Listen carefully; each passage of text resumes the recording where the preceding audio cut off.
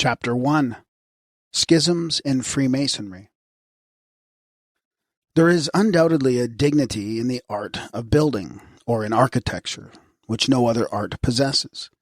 And this, whether we consider it in its rudest state, occupied in raising a hut, or as practiced in a cultivated nation, in the erection of a magnificent and ornamented temple. As the arts in general improve in any nation, this must always maintain its preeminence. For it employs them all, and no man can be eminent as an architect who does not possess a considerable knowledge of almost every science and art already cultivated in his nation. His great works are undertakings of the most serious concern. Connect him with the public or with rulers of the state, and attach him to the practitioners of other arts, who are wholly occupied in executing his orders. His works are the objects of public attention, and are not the transient spectacles of the day, but hand down to posterity his invention, his knowledge, and his taste. No wonder, then, that he thinks highly of his profession, and that the public should acquiesce in his pretensions, even when in some degree extravagant. It is not at all surprising, therefore, that the incorporated architects in all cultivated nations should arrogate to themselves a preeminence over the similar associations of other tradesmen. We find traces of this in the remotest antiquity.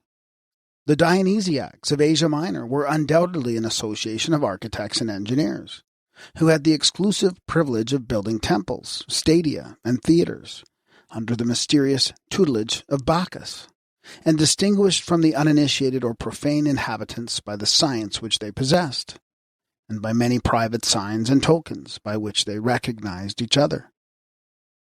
This association came into Ionia from Syria, into which country it had come from Persia, along with that style of architecture that we call Grecian.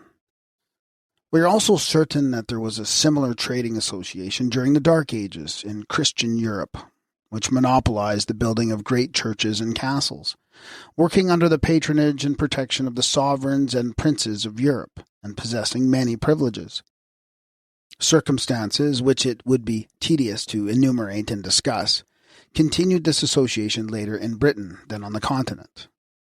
But it is quite uncertain when and why persons who were not builders by profession first sought admission into this fraternity.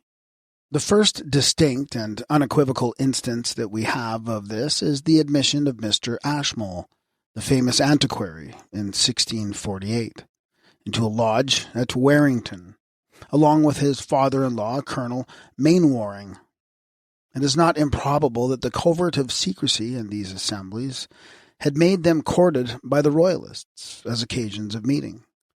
Nay, the ritual of the master's degree seems to have been formed, or perhaps twisted from its original institution, so as to give an opportunity of founding the political principles of the candidate, and of the whole brethren present, for it bears so easy an adaptation to the death of the king, to the overturning of the venerable constitution of the English government of 3 orders by a mean democracy, and its re-establishment by the efforts of the loyalists, that this would start in every person's mind during the ceremonial, and could hardly fail to show, by the countenances and behavior of the brethren, how they were affected.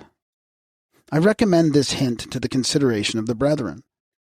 I have met with many particular facts which convince me that this use had been made of the meetings of Masons, and that at this time the Jesuits interfered considerably, insinuating themselves into the lodges, and contributing to increase that religious mysticism that is to be observed in all the ceremonies of the order.